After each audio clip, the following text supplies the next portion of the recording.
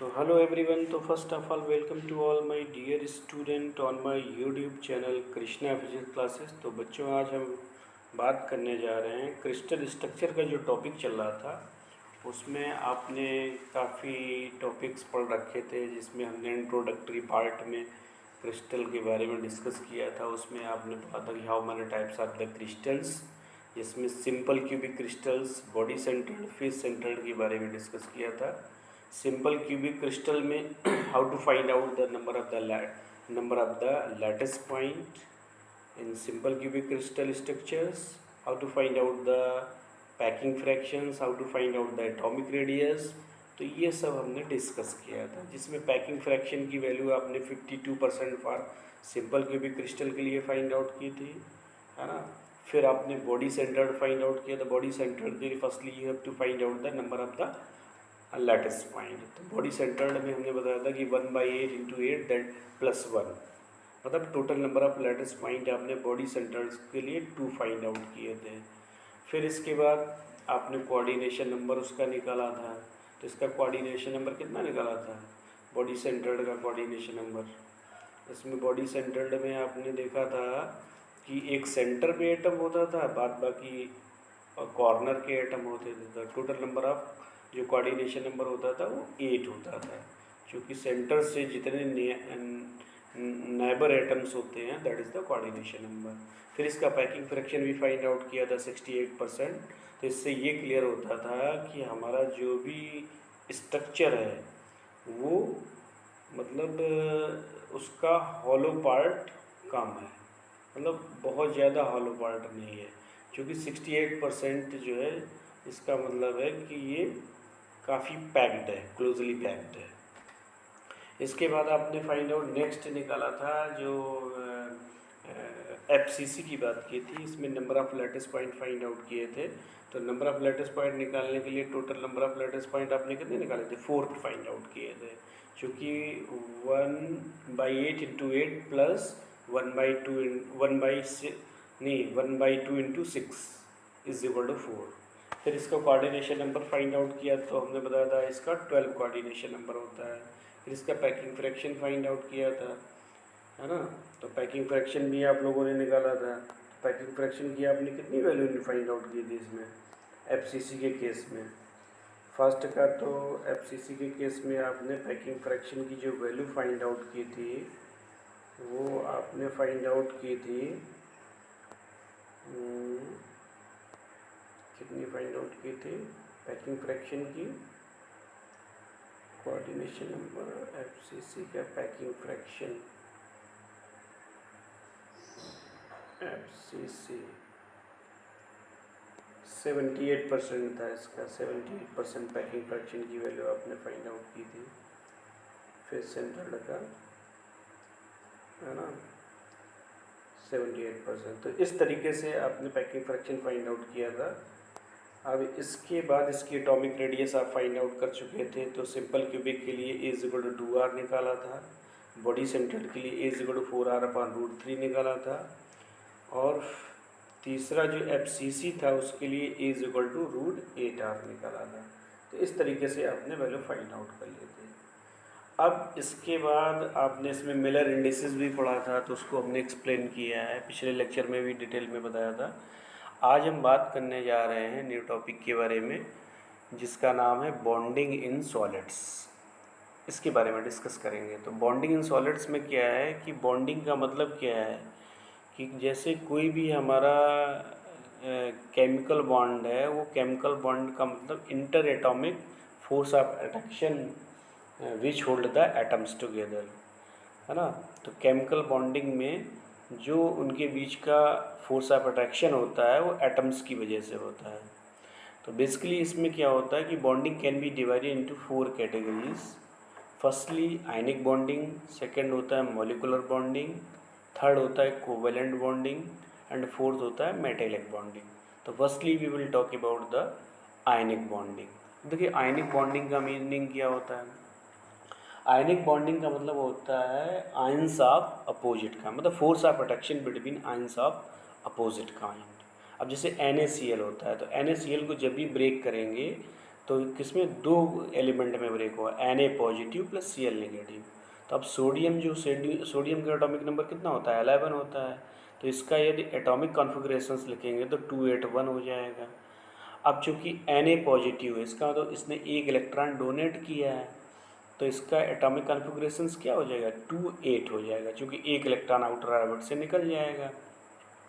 इसी तरीके से क्लोरीन है, क्लोरीन जो है उसका 17 होता है एटॉमिक नंबर, तो एटॉमिक कॉन्फ़िगरेशंस 287 हो जाएगा। अब चूँकि क्लोरीन जब NaCl जब ब्रेक होगा तो Na positive plus Cl negative, इसका मतलब इसने एक इलेक्ट्रॉन एक्सेप्ट किया है, तो इस तरीके से 288 हो जाएगा। तो इसका इलेक्ट्रॉनिक कॉन्फ़िगरेशन क्या हो जाएगा, 288 हो जाएगा। तो इस तरीके से NaCl की हम बॉन्डिंग शो करते हैं। अब जो NaCl होता है वैसे ये नॉन कंडक्टर होता है। NaCl क्या होता है, नॉन कंडक्टर होता है, बट सॉल्यूशन कंडक्ट इलेक्ट्रिसिटी।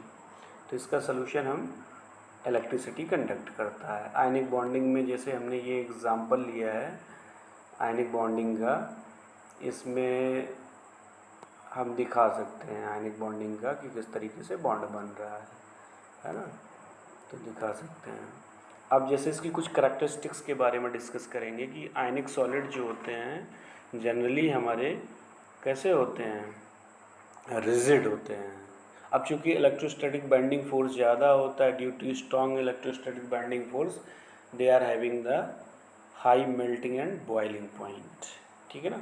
तो ये that is the basic characteristics of the ionic solid होता है। अब सेकेंड में पढ़ते हैं मॉलिकुलर बॉन्डिंग। अब मॉलिकुलर बॉन्ड कब बनता है, molecular bond is form due to van der Waals force of attractions.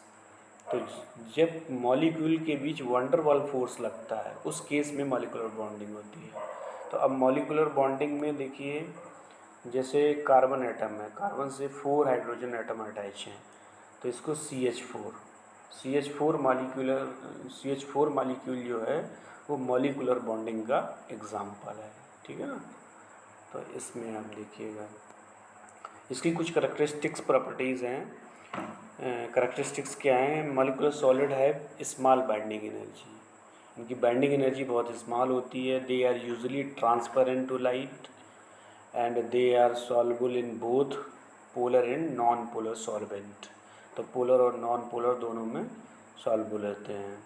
Molecular crystal can be both crystalline and non crystalline, तो इसमें क्रिस्टलाइन भी होते हैं और नॉन क्रिस्टलाइन मीन्स अमारफस होते हैं। तो ये बेसिक प्रॉपर्टीज़ हैं आपकी मॉलिकुलर बॉन्डिंग की। कोवैलेंट बॉन्डिंग का मतलब क्या है, covalent bond is form by sharing of electron.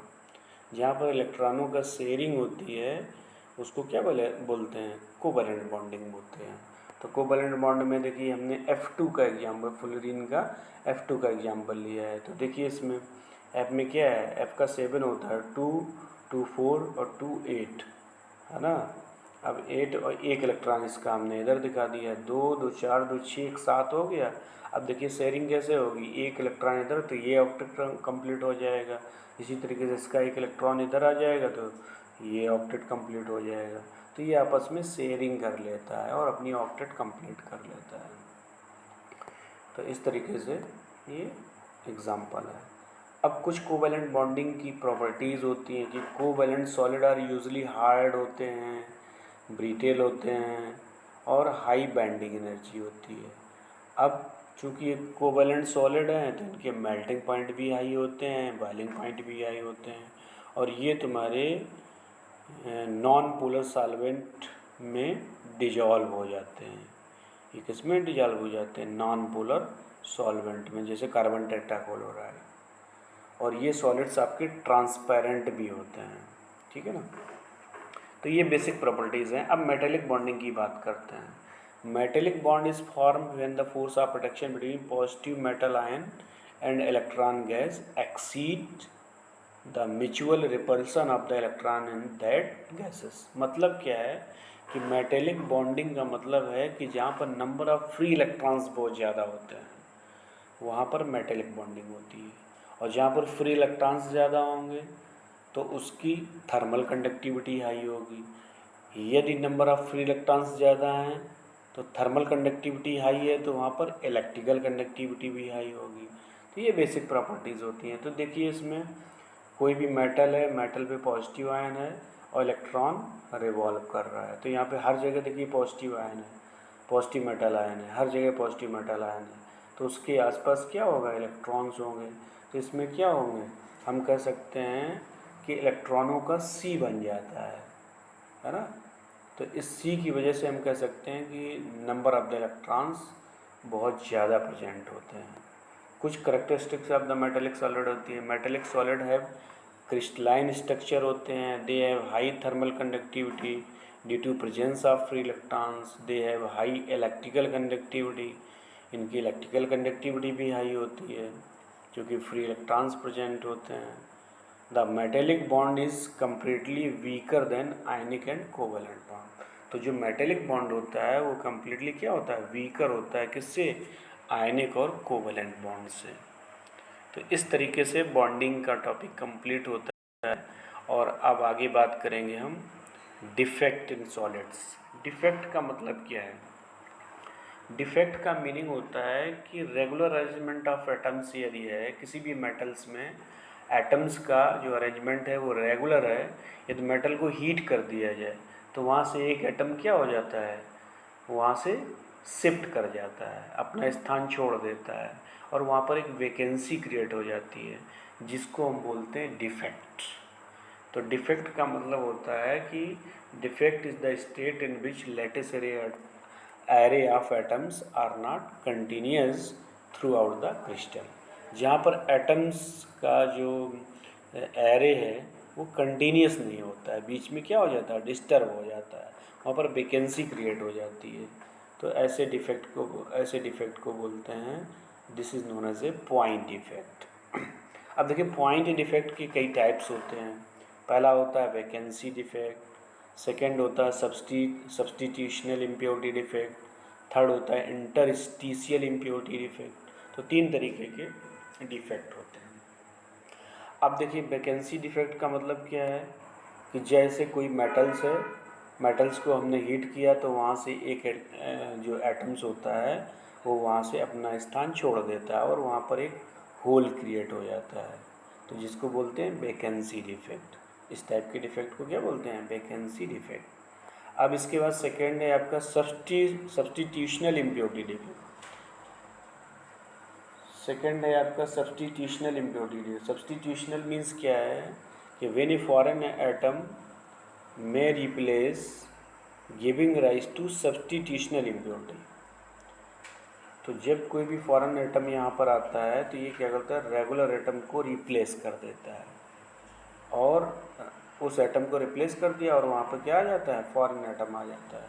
तो such type of the impurity is known as a substitutional impurity होता है। नेक्स्ट देखिए इंटरस्टिशियल इम्प्योरिटी डिफेक्ट का मतलब क्या होता है कि when a foreign atom occupies wide space between the atom of the crystal. जो एटम्स हैं हमारे उनके बीच जो वाइड स्पेस होता है उसमें कोई भी फॉरेन एटम आ जाता है।